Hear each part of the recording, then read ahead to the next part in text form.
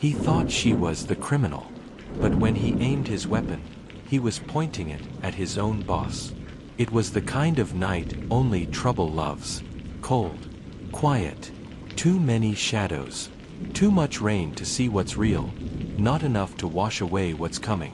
Inside a parked patrol SUV, Officer Thomas Daniels, 36, steady jaw, overworked eyes, watches the warehouse perimeter with a suspicion that's been simmering all week. A string of late-night break-ins has every officer on edge. Tonight, Daniels drew the short post, the loading docks. But he didn't mind. He wanted to catch someone. He needed a win, or at least something to take the pressure off. Then dispatch crackled through his radio. Unit 5 to 12, motion alarms triggered in the East Office Wing. Respond. Daniels sits up. East Wing. That side hasn't been accessed after hours in months. He grabs his flashlight. His pulse sharpens. 5 to 12 copy. En route. The SUV door swings open. Rain hits his face like cold needles. The camera follows him. Faceless, cinematic, boots splashing across puddles, tension rising with every step. Then he sees her. A lone woman. Standing at the side office door. Unlocking it like she owns the place. A black woman. Mid-30s. Tailored coat. Bag slung over her shoulder. The sight twists something inside Daniels, not because she's a woman, but because she looks too calm, too deliberate. Like she's done this before. His training takes over. He steps forward fast, gun already sliding from the holster. Hands where I can see them. Step away from the door. She freezes, turns slowly, rain dripping from her hair, from the gold clasp of her bag. Her voice steady. This is my building. But he cuts her off. Authority slamming down like a hammer. Don't move. I said step away. The hum grows louder. Thunder echoes in the distance. She exhales, controlled, composed. Officer, listen. Get your hands up. Now. She raises them. Every motion deliberate. Measured. Daniel steps closer, gun raised, finger trembling just enough to reveal the truth. He's scared. Not of her, but of what he thinks she might be. The break-ins. The pressure. The adrenaline. It all mixes into a single conclusion. He believes she's the suspect. She kneels slowly, places her bag on the wet concrete. The camera pushes into the bag's open zipper.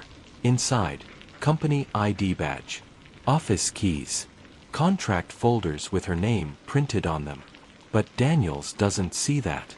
He only sees a threat. He cuffs her. Cold metal around calm wrists. Backup arrives. 2 officers. They jog in, radios hissing. Daniels nods toward the office door. Check inside. Possible burglary suspect detained. One officer frowns, glancing at the kneeling woman. She doesn't look afraid. Or guilty. Just disappointed. The 2 officers enter the office. Their flashlights cut across polished floors, framed certificates, neatly arranged awards. Rain hammers the metal roof like judgment. Then, sir, you might want to see this. Daniels turns, annoyed, walks into the office, and stops, right in front of a plaque. He reads aloud, each word carving deeper into him. Maya Ellis, CEO and majority owner, Ellis Freight Logistics. Another photo catches his eye. Maya standing with the governor during a logistics modernization announcement. Another, Maya accepting a statewide leadership award.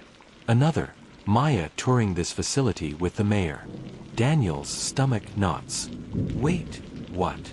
The second officer whispers. Sir, I think you detained the boss. Daniels steps back outside. Rain now heavier, colder. Maya stands there, still cuffed. Her coat ruined by the rain. Her eyes tired, calm, but there's something in them that hits him harder than any weapon. Disappointment. Not anger. Not fear. Just disappointment. She speaks softly. I told you it was my building. Her tone isn't sharp, isn't spiteful. It's worse. It's true. Daniel's throat tightens. He fumbles with the cuffs. Ma'am, I didn't know. You didn't need to. 4 words. Soft. Quiet. Yet they slice deeper than shouting ever could. He unfastens the cuffs. They fall with a metallic clink that echoes across the dock. Maya picks up her bag, wipes rain from the leather strap, and walks past him slowly. Dignity intact. Shoulders firm. Presence undeniable. And in that moment, Daniels learns something he never saw coming. Real power doesn't raise its voice. It doesn't threaten. It doesn't break. It simply stands. Maya disappears into the building. Daniels sinks to his knees, gun lowering to the wet ground, breath shaking as rain blends with the sweat on his face. What have I done? The story spreads through the department like wildfire. A senior officer briefs Daniels. Internal Review wants a statement. And Ms. Ellis has been notified. Daniels braces for the worst. Suspension. Charges. Public backlash. Career-ending headlines. But none of that happens. Instead, he receives a message from Maya's office. Ms. Ellis requests no legal action. She will attend the internal meeting personally. Why? Why show up at all? Because power isn't about revenge. It's about direction. A police command post-conference room. White walls. Buzzing overhead lights. Daniels enters with his hat in his hands. Maya sits at the center of the table. No lawyers. No entourage. Just her. Her presence fills the room like quiet thunder. The chief clears his throat. Ms. Ellis, thank you for coming. As for the incident, she raises a hand slightly. I'm not pressing charges. Daniel's head snaps up. Not pressing? She continues. Punishment changes behavior. Education changes hearts. Her eyes lock onto Daniel's. Not angry. Not accusing. Simply seeing him. Your officers will undergo mandatory bias and de-escalation training. Quarterly. All of them. The chief blinks. Who will cover the cost? She stands. Ellis Freight Logistics will. Silence cracks the room wide open. Daniels can't breathe. Maya steps closer. Stops mere feet from him. Officer Daniels. He stands automatically. Yes, ma'am. Take the training. He nods, voice barely audible. I will. Her reply is calm. Good. Because sometimes the loudest lesson isn't shouted, it's lived. She turns to leave, but pauses. Looks back. Next time you see someone, see them fully. Then she's gone. And Daniels feels the weight of his own reflection for the first time. Humility won't stop the next knock. Only courage and careful eyes will. It was a Sunday. Ellis Freight Logistics should have been quiet. At 3:42 a.m., the East Wing motion alarms scream. Same wing. Same side office. Same wet concrete. Officer Daniels is already awake. He sleeps poorly now. Visions of the dock and Maya's calm face haunt him. He answers the call himself. No backup requested yet. No orders needed. He drives fast. No siren. He doesn't want a crowd. He arrives before the sun. Yellow light bleeds over puddles. One security camera blinks like an eye. He moves slow this time. Hands empty. Gun holstered. Mind open. He remembers Maya's eyes. Her last words. See them fully. He repeats them under his breath. See them fully. The loading dock is still. Footprints cut the mud. 2 sets. One enters. One leaves. He watches the camera feed on his handheld. A shadow moves across the door at 3:29. Not Maya. Not anyone he recognizes. He radios it in. Unit 5 to 12. Motion detected. Requesting backup. But before backup can arrive, another alarm pops up from inside the office. Forced entry. Daniels sprints. The door is ajar. The latch broken. The lock splintered like a broken promise. Inside, the office is a mess. Drawers open. Papers scattered. A wall of server racks hums. And on a desk, a torn manifest. Route codes missing. Boxes marked for transfer, gone. He moves carefully. Every ache in his body tuned to the smallest sound. Then, a noise from the warehouse floor. Footsteps rhythm like a heartbeat. Daniels follows. His torch cuts through dust and shadow. He finds a man kneeling near a pallet. A hoodie. A mask. Hands moving fast. Stop. Police. Daniels shouts. The man panic runs. He darts between rows of crates. Daniels gives chase. They collide near the freight elevator. The man trips. Daniels pins him down. Mask ripped. Face young. Not a hardened criminal.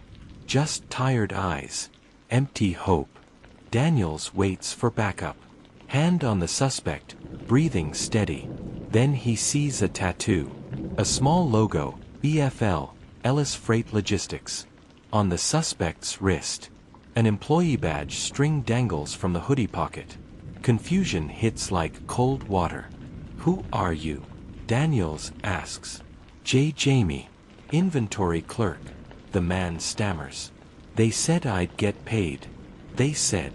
Daniels tightens his grip. Who said? Who? He demands. Jamie gasps. Marlowe. Marlowe from security. He said bring the routes. He's getting it to someone outside. Please, I need the money. Daniels' head spins. Marlowe. A name he knows. A security supervisor he's shared coffee with. A man who waved at him during stakeouts. A man Daniels trusted. This can't be right. Backup arrives. 2 uniformed officers. A sergeant. The crime scene team. Jamie sits on the floor, shaking. Papers flood the area like confessions. Daniels scans the manifest. Routes deleted. Transfer orders rerouted.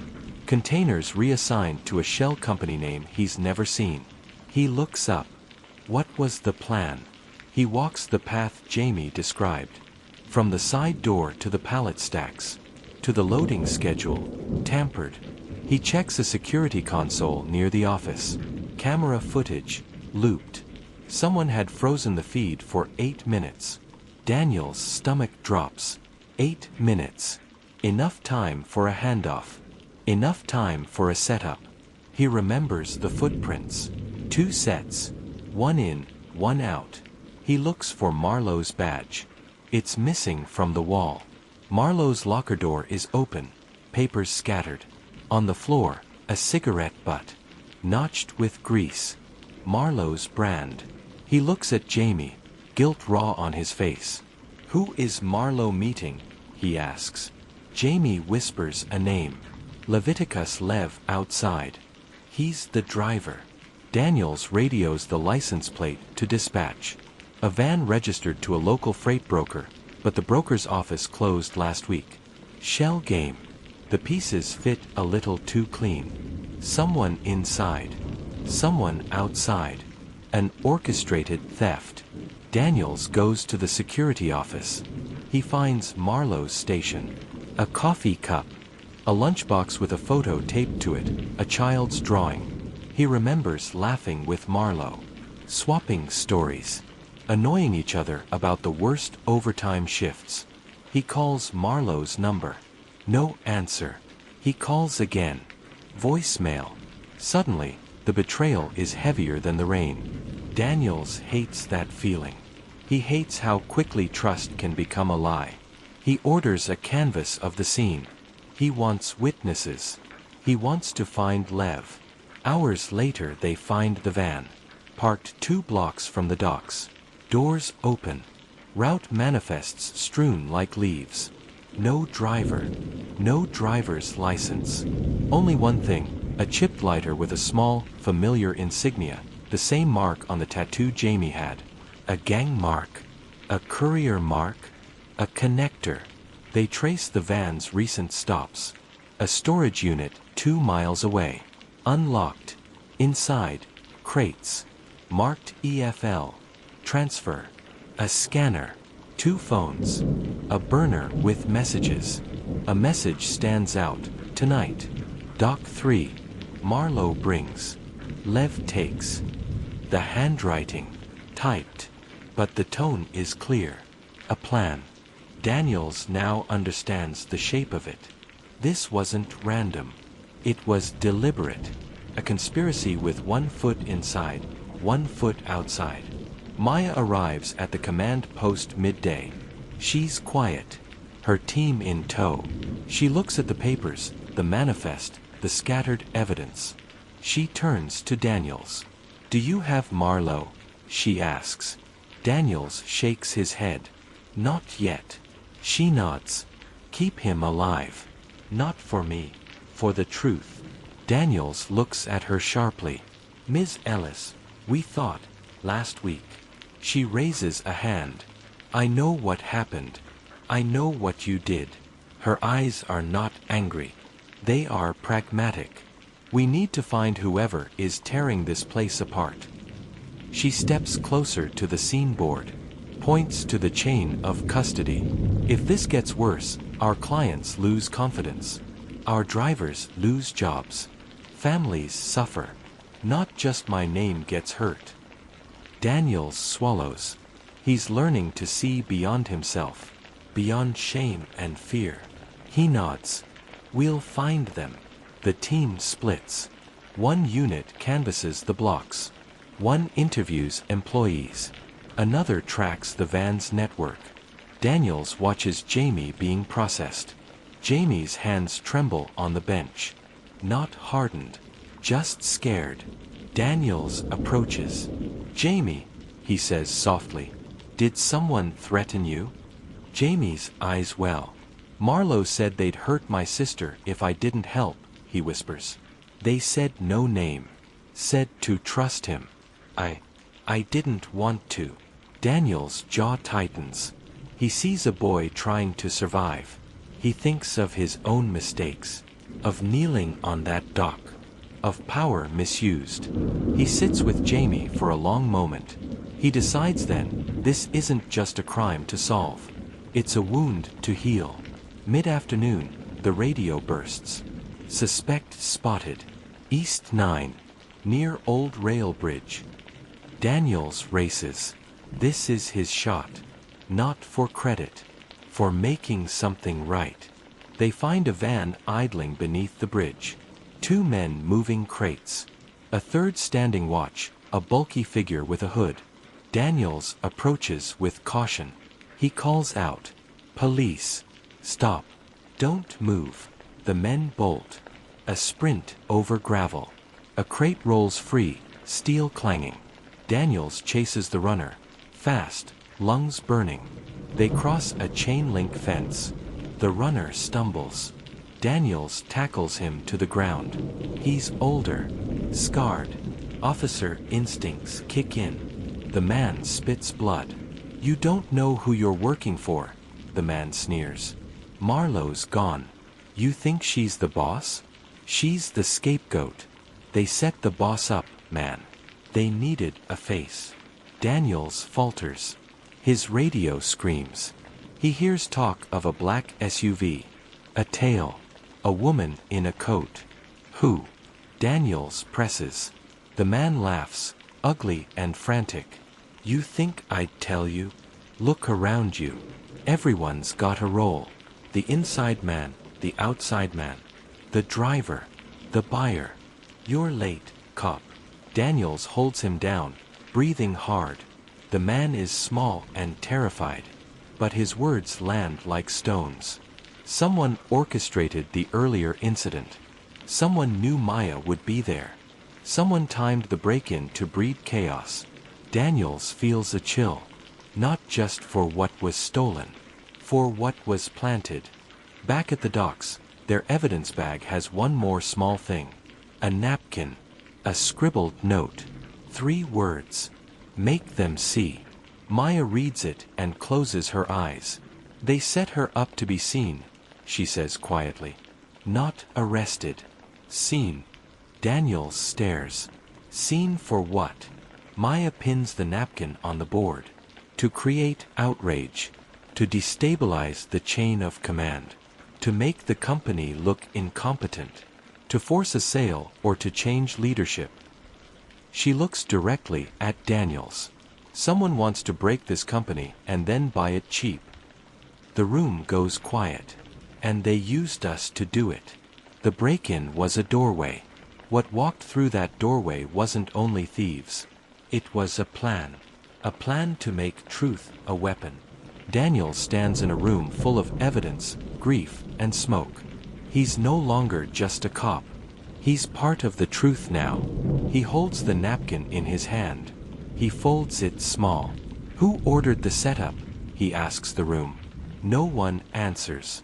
Outside, the city breathes. Someone watches. Someone waits. Maya turns to him with a look that is equal parts sorrow and resolve. Find them, she says. Daniels nods. But he's not the same man who pointed a gun without seeing. He moves differently now. Steadier. Seeing. And yet, even with his eyes opened, the shadows are deeper than he imagined. The Ellis Freight Logistics boardroom is a place built for power. Polished wood. Tall windows. A long table where decisions feel like verdicts. Today, the air tastes like tension. Maya enters. Grace. Presence. Absolute control. But Daniel sees it, the flicker behind her eyes. Worry.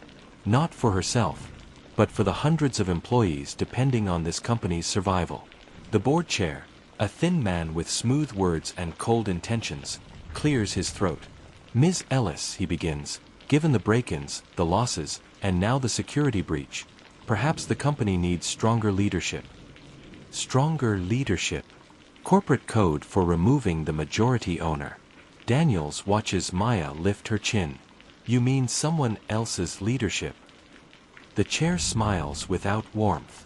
You've made enemies, Maya. Partnerships you turned down. Options you rejected. Buyers you blocked. Maya stays silent. The silence is louder than shouting. Another board member leans in. We've received 2 offers since the break-in. Both very generous. Daniel's head snaps toward them. 2 offers. Immediately after the sabotage? Too convenient. Too planned. Maya's voice is calm, dangerously calm. Someone is creating chaos to force a sale. The board chair shrugs. Chaos or not, the offers stand. And your majority could be contested if we declare a leadership crisis.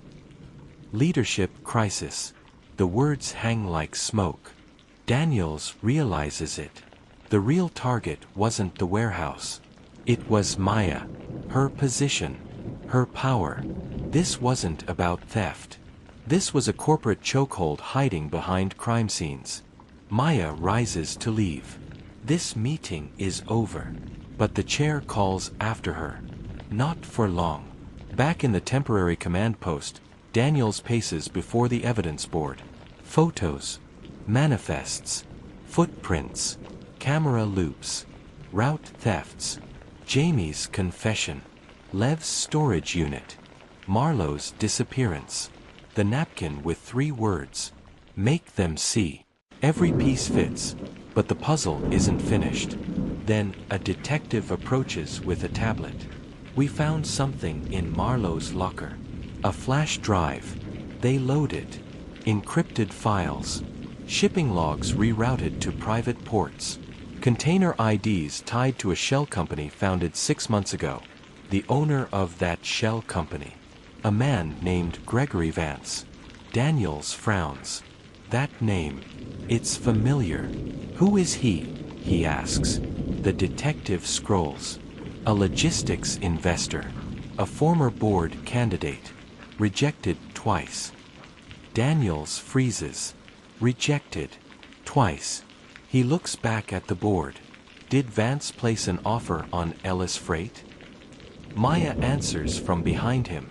He placed both of them. She steps forward, hands folded, emotion steady, but her voice carries a weight normally hidden behind corporate armor. He's trying to force me to sell. Daniels turns. How far would he go? Maya answers without blinking. Far enough to use police response as a weapon. Daniels notices something. A detail on a memo in the corner. A security subcontract. Signed a month ago. Approved by Marlowe. The subcontractor? Vance Property and Security Holdings. Daniels curses under his breath. He connects the dots, fast. Marlowe wasn't just greedy. He was installed. Placed inside months ago. Built trust. Learned systems.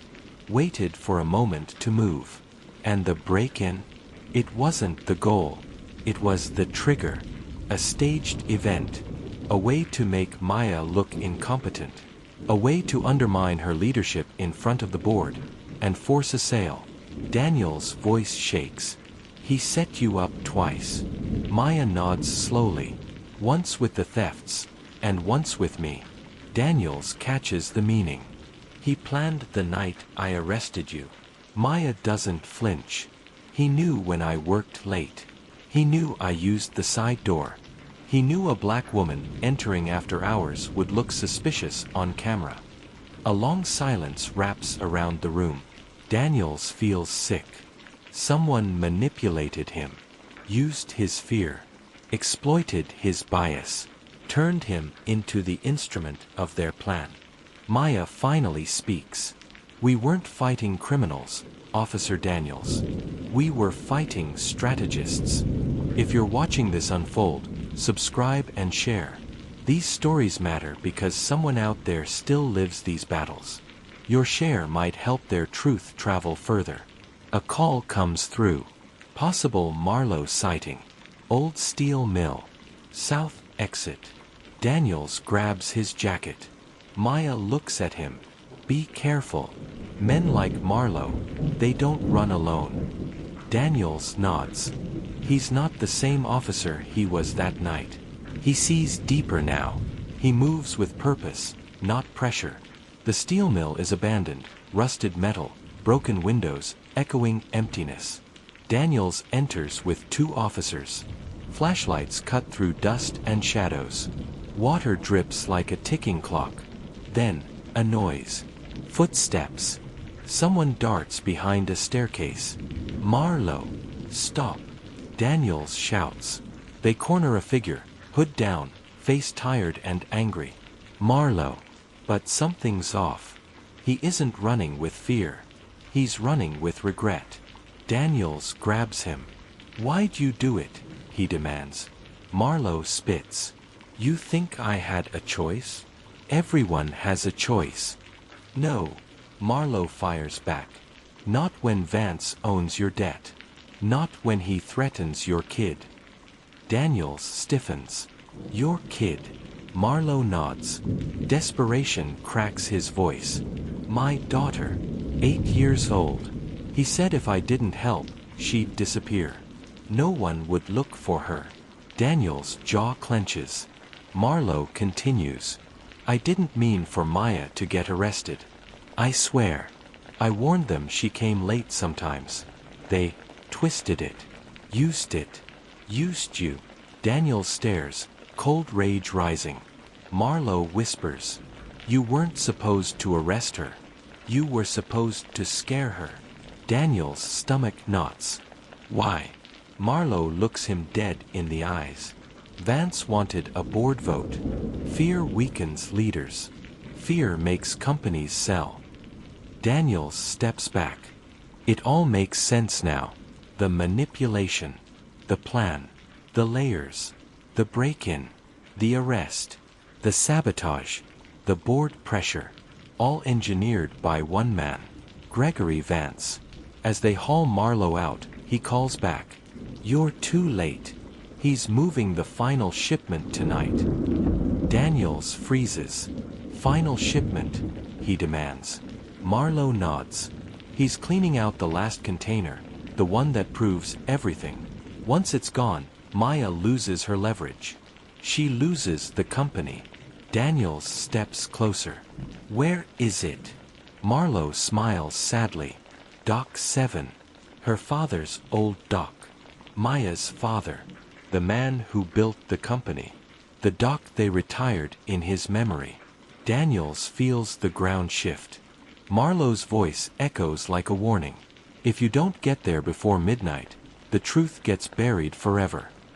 The break-in wasn't the beginning, and tonight won't be the end. Because the strongest weapon isn't fear, it's the truth someone wants to hide. They thought the break-in was about stolen goods. They were wrong. It was about stolen power. Rain returns. Heavier. Faster. Like the sky knows the truth is running out of time. Officer Daniels drives with a speed he never uses. Not reckless. Focused. Dock 7 waits ahead. Dark, silent, and sacred. Maya's father built that dock with his own hands. He named it Promise Dock. A place he said the company would always stand for fairness and honesty. And tonight, someone plans to bury everything he stood for. Maya sits in Daniel's passenger seat. Eyes forward. Jaw set. She doesn't speak. She doesn't need to. Daniels feels the weight of her silence. The car cuts through the rain. Daniels finally breaks the silence. What's in the container? Maya hesitates. Then she answers quietly. Proof. Proof of what? Proof that Vance has been stealing from other companies for years. Proof he tried to take down 3 competitors before me. Proof that his entire empire sits on fraud, sabotage, and forced takeovers. Daniel's stomach drops. Maya continues. My father knew something was off before he died. He collected documents, logs, records. He hid them in a master container on Dock 7. He told me, if anything ever happens to me or the company, open it. Daniels glances at her. You never opened it. Maya shakes her head slowly. Because once I do, everything changes. Her father's legacy, her company, her future. Daniels nods. The stakes are larger than he imagined. But the container, if destroyed, erases the truth forever. The SUV rolls to a stop. Rain sheets across the pavement. Floodlights flicker like dying memories. Dock 7 is quiet. Too quiet. Containers stacked like metal giants. Steel groaning under the storm. Daniels and Maya step out. Their breath fogs the cold air. Then, a distant clang. A metal door shutting. Fast. Hard. Daniels motions Maya behind him. Stay close. They move through rows of containers. Shadows lean long. Wind whistles warnings. And then, they see it. A forklift. Running. Engine humming. Nearby, the container marked Promise. Number 17. The master container. Its lock is broken. Seal snapped. Someone got inside. Maya's breath catches. No. Daniels draws his flashlight. Sweeps the area. Footprints. Tire marks. Crates dragged across concrete.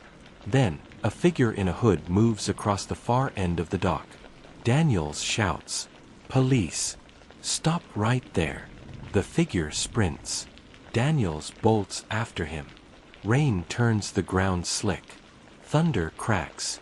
The chase becomes a war between urgency and gravity. The hooded figure darts behind container stacks. Daniels gains ground. He leaps over cables. Slides under hanging chains. Every breath burns. Every step matters. He corners the figure at the edge of a loading ramp. The figure turns, knife in hand. Daniels steadies himself. Drop it. The figure lunges. Daniels dodges, grabs the man's arm, twists hard, knife clatters onto concrete. The hood falls. Daniels recognizes him instantly. Leviticus, the outside driver. Vance's courier. Lev snarls. You're too late, cop. It's already gone. Daniels slams him against a container. Where is it? Lev spits water from his lips. Burn pit. North Yard. They're torching everything. Daniels cuffs him. Secures him to a railing. And he runs. Maya follows close behind. Flames flicker in the distance. Orange light dances against container walls. A burn barrel roars, papers tossed into it in fistfuls. A silhouette feeds the fire with frantic hands. Daniels raises his voice. Stop. The silhouette turns. Not Leviticus. Not Jamie. But a man Daniels recognizes from photos and board memos. Tall. Well-dressed. Expensive watch glinting in the firelight. Gregory Vance. He smirks. Officer Daniels. Ms. Ellis. He tosses another pile of documents into the fire. You're late. Maya steps forward. Fury burns in her eyes. Controlled, but fierce. Those records prove what you've done. Vance laughs softly. Those records prove nothing. They're ash now. Daniels inches closer. Why do this? Why sabotage her? Why the break-in? Vance shrugs. Business. Power. And because she refused to sell. He locks eyes with Maya. This company should have been mine years ago. Maya holds her ground. You attacked my father's legacy. He sneers. Your father built an empire, but he died too early to protect it. Daniel's anger flares. He steps forward. Put your hands where I can see them. Vance doesn't move. You think this ends with me? He spreads his arms. Rain soaking his suit. Fire glowing in his eyes. This is bigger than Ellis Freight. Bigger than you. Bigger than your badge. Daniels grabs him. Hard. Forceful. Vance doesn't fight. He just whispers. You think you won. But you have no idea what's coming. As officers arrive to take Vance away, Maya crouches near the burn barrel. Her eyes scan the ashes. She reaches into her coat, pulls out a small fireproof envelope. It's labeled, Promise, Second Key. Daniels blinks. What is that? Maya opens it. Inside, a thick USB drive. Glowing blue indicator. Untouched by fire. She smiles. My father didn't trust anyone. He always made backup plans. Daniels exhales. So the fire wasn't the end. It was the distraction. A distraction Vance believed, but Maya never fell for. She closes the envelope. We have everything we need to expose them. Daniels nods. But something still doesn't feel right. Vance's last words echo in the wind. You have no idea what's coming. The rain stops. Silence presses against the dock. And then, Daniel's phone buzzes. A message. Unknown number. One sentence. Marlowe wasn't the only one inside. Daniels looks up at Maya. Her face pales. Someone else, another insider, still in the company. Close. Trusted.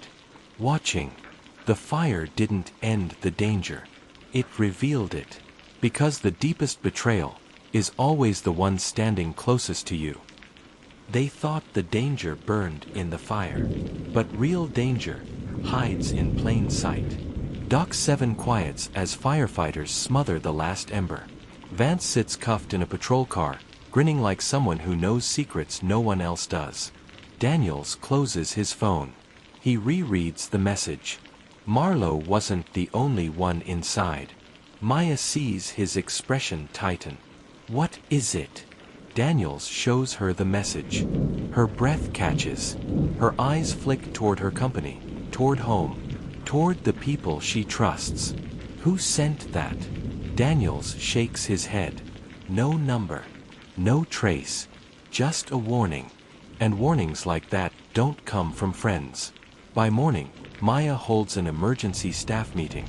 Everyone gathers in the central operations hall. Workers with tired eyes. Managers gripping tablets. Security teams looking uneasy now that one of their own has been arrested. Maya stands at the front. Calm. Direct. Commanding. You've heard rumors. Some are true. Someone inside this company has been working with Gregory Vance. A ripple moves through the crowd. Fear. Suspicion. A quiet guilt. Maya raises her hand. Silence falls. The investigation continues. But I want all of you to know, this company stands because of the people in this room. Not because of thieves. Not because of traitors. Not because of threats.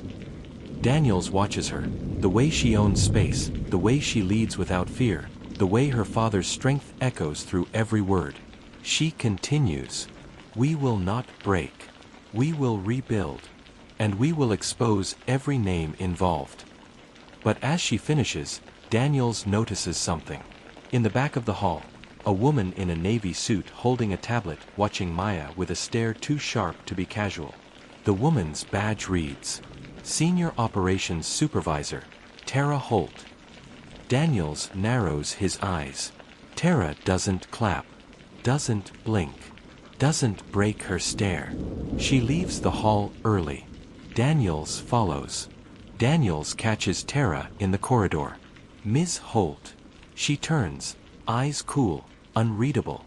Officer. Leaving before the meeting ends? I have operations to run.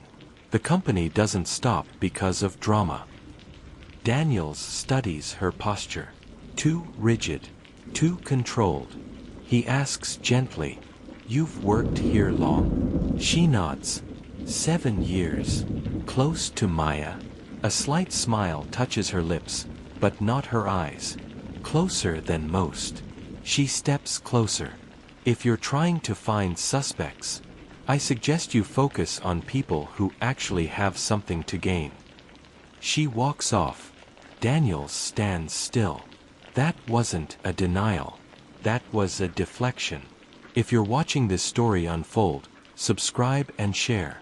Someone out there has lived this. Your share may help their truth reach the light. Daniels returns to Maya's office. Maya stands by the window, staring at Dock 7 in the distance. He tells her what he saw, Tara leaving early, her cold stare, her dismissive answers. Maya lowers her head. Tara was my father's protégé. Daniels raises an eyebrow. That makes her close enough to infiltrate everything. Maya nods reluctantly. She handles routing, partners, audits, subcontract approvals. Daniels freezes. The subcontract that brought Marlowe in? The security vendor tied to Vance? He asks quietly, "Who approved it?" Maya hesitates. Then she whispers, "Tara." Daniels asks for Tara's work logs. Maya grants him temporary access. They pull up her system profile. Her computer is pristine. Folders neatly arranged. Everything organized. Too organized. Daniels digs deeper. He finds an archive folder, encrypted. He breaks the encryption. Inside, dozens of emails. Emails between Tara and Vance. Short. Efficient. Dangerous. Route change approved. Cargo diverted. Board meeting moved to 9. Owner arriving late tonight. Daniels feels ice crawl up his spine. Tara didn't just work close to Maya. She watched her, charted her patterns, her schedules, her vulnerabilities, and worst, she knew the night Maya was mistakenly arrested, knew the route she'd take, knew she'd be alone. Daniels turns the screen toward Maya. Her face drains. She betrayed my father's legacy. A long silence. Then, Maya whispers something that shakes Daniels. She betrayed me. A junior employee knocks frantically. "Ms. Ellis." "Officer. It's urgent." Daniels opens the door. The employee is out of breath. Tara, she left the building 5 minutes ago. She took her laptop, and her desk is empty. Maya's eyes widen. Daniels bolts. They rush to the security office. Pull up outside cameras. A silver sedan. Tara driving. Leaving fast. Daniels curses. She's running. Maya steps closer to the monitor. Or heading to destroy the last evidence. Daniels turns. What evidence? Maya swallows hard. A secondary ledger. My father hinted at it. Something only Tara would know how to access. Daniels grabs his radio. All units, Bolo on Terre Haute. Silver sedan. Heading eastbound. Backup mobilizes. Daniels grabs his coat. Where would she go? Maya closes her eyes, remembering old conversations, old floor plans, old habits her father silently trusted. Then she answers. The old audit office, the one near the river. My father used it for confidential files. Daniels nods. That's where she's going. To erase whatever's left. The SUV hits the road again. Windshield wipers fighting the storm. Maya riding beside him, silent but determined. They reach the river office, a small, brick building half forgotten but still alive with old secrets. Tara's car sits outside. Engine running. Driver's door open. Keys dangling. Daniels draws his flashlight. Inside, the lights are on. Papers scattered. Cabinets open. A safe cracked. And Tara, standing over a pile of files. A lighter in her hand. She spins when she hears them. Her eyes, cold and sharp. You shouldn't be here. Maya steps forward. Why? Tara's jaw tightens. Because your father made the wrong choice. Daniels steps in. What choice? Tara's voice wavers, anger mixed with something deeper. He was supposed to hand the company to someone loyal. Someone who understood the game. She glares at Maya. Not to a woman who refuses to sell. Not to someone who would rather lose everything than make a deal. Maya stands firm. My father trusted me. Tara snaps. He trusted the wrong person. She lifts the lighter. Daniels lunges. Tara knocks over a stack of files. Flames lick the paper, spreading fast. The fire alarm screams. Daniels grabs Tara, pins her, handcuffs her. Tara snarls. None of this matters. Vance told me, the board votes tonight. You lose the company by midnight. Maya freezes. Tonight. Midnight. Daniels extinguishes the fire. Barely. Smoke fills the room. Maya stares at Tara, devastated but composed. Why betray us? Tara smirks. Because power isn't inherited. It's taken. The fire didn't end the truth. It exposed the traitor. But the traitor was only the knife. The hand holding it still waits in the shadows. Maya looks at Daniels. Her voice barely above a whisper. If the board votes tonight, we could lose everything. Daniels nods grimly. Then we don't let that vote happen. But the clock is ticking. The board has power. The evidence is fragile. The enemy is bigger than Tara, bigger than Vance. And the truth they hold, the USB drive from Doc 7, might be the only thing standing between Maya and the destruction of her father's legacy. They tried to burn the truth. They tried to bury it. They tried to buy it. But tonight, the truth walks into the room on its own. Maya and Daniels drive to headquarters under a sky rumbling with judgment. The USB drive, her father's final safeguard, sits in Maya's hand. Heavy, cold, alive with evidence. Daniels watches her from the passenger seat. She's calm, but he can see the war behind her eyes. Her father's legacy, her employee's future, her own dignity, all on the line. Inside the headquarters, Whispers bloom like wildfire. Is she being removed? Did the break-ins expose her? The board votes at 9, she won't survive this. Daniels walks behind Maya, shoulders squared. No words are needed. The moment she enters the boardroom corridor, the crowd goes silent. Maya doesn't slow. She pushes open the boardroom door. The board members turn. Some surprised, some annoyed, some afraid. At the head of the table sits Gregory Vance's ally, board chair Henry Callan. Cold eyes, warm smile, deadly intentions. He checks his watch. Ms. Ellis, we didn't expect you. Maya takes her seat. Straight-backed, emotionless. I'm the majority owner. You should always expect me. Callan hides his irritation. We're here to discuss your removal. A leadership crisis demands stability. Daniels stands behind her chair, silent. He watches them. Men and women who have never stepped onto a loading dock, never driven a freight truck, never stayed late to help night crews, yet now choose the fate of every worker in the company. Callan clears his throat. Shall we begin the vote? Maya lifts her hand. No.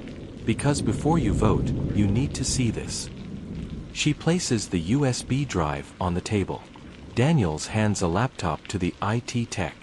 He plugs in the drive. The screen flickers. Files open. Financial records. Container logs. Sabotage emails. Security contracts approved by Tara Holt. Diversion routes. Stolen inventory reports. Payments from Vance to Tara and Marlowe. And then, audio recordings. Her father's voice. Shaky, tired, but resolute. If you're hearing this, someone inside is trying to take the company. Check Tara Holt. Check Vance. Protect Maya. The boardroom goes ice cold. Tara's emails appear. Her instructions from Vance. Her tracking of Maya's schedule. Her authorization to install Marlowe. And the final one. Ensure Maya leaves through the East Wing tonight. Timing is critical. Everyone in the room realizes what that means. They didn't just sabotage the company. They engineered the incident where Maya was detained at gunpoint. Callan's face drains of color. This doesn't prove. Daniels steps forward. We arrested Marlowe last night. He confessed. He named Vance. He named Tara. Another document loads. The proof Tara tried to burn at the river office. A ledger showing millions diverted into Vance's shell companies. Callan swallows. The room turns against him. The side door opens. 2 officers escort Tara Holt inside. Her face hollow. Defeated. Mask gone. Maya stands. Why? Tara stares at her. Because you don't know how to play this game. Her voice breaks. Her pride shatters. Your father promised I'd run this company. He said I deserved it. He said I was the future. She wipes a tear angrily. And then he gave it to you. Maya doesn't look triumphant. She looks wounded. My father trusted you. And I trusted you. Tara glares, bitterness burning through her regret. You were too perfect. Everyone loved you. You walked in and took everything I worked for. Maya shakes her head softly. I didn't take anything from you. But you tried to take everything from me. Tara looks away. The room is silent. The board chair tries to recover. Well, this is unfortunate. But Ms. Ellis, leadership must. Daniels steps forward. Chairman Callan, you accepted payments from Vance. Callan jolts. Daniels drops another file on the table. Wire transfers. Matching dates. Matching signatures. Callan's face collapses. He's done. Maya looks around the room. At the people who doubted her. Plotted against her. Hoped to remove her. But she doesn't yell. She doesn't gloat. She doesn't break. She simply says, My father taught me something important. Power doesn't scream. It stands. She lifts the final file. Here's my proposal. The board members lean in. Those who conspired with Vance are removed. Immediately. Those who stayed silent will undergo oversight review. And from this day on, Ellis Freight will operate with transparency, integrity, and accountability. She folds her hands. If anyone disagrees, speak now. Silence. Then, one by one, the board members nod. Some ashamed. Some relieved. Some grateful she's the one leading and not the one leaving. Callan tries to object, but the legal counsel cuts him off. Chairman Callan, you're under arrest. Officers escort him out. Tara follows. Head lowered. The board signs the motion. Maya Ellis, reinstated and reaffirmed as majority owner and CEO of Ellis Freight Logistics. Someone claps. Then, another. Then the room erupts in applause. But Maya doesn't smile. She walks out quietly. Daniels follows. They step into the hallway, into the soft hum of lights and low echoes. He speaks first. You did it. She shakes her head. No. We exposed them. The truth did the rest. Daniels nods. She looks at him. Deeply, honestly. Thank you. He swallows. I owed you that. For that night. Maya steps closer, her voice warm but resolute. You don't owe me anything. You learned from it. You changed. That's more than most people do. Daniels breathes out slowly. Where do you go from here? She looks toward the window, Dock 7 visible under a clearing sky. Forward. Then she adds, softly, with better eyes watching over this company. Daniels nods. And I'm one of them, if you'll have me. Her smile is small, but real. I already do. Officer Daniels thought authority made him right, until truth made him humble. Maya Ellis thought standing alone made her strong, until justice proved she never stood alone at all. They faced fear without anger, power without violence, truth without pride. And in the end, the truth didn't just survive. It won. If this story moved you, share it. Someone out there still needs to see what power looks like when it stands tall and refuses to break. Subscribe and share for more, because every time you share, the truth travels further.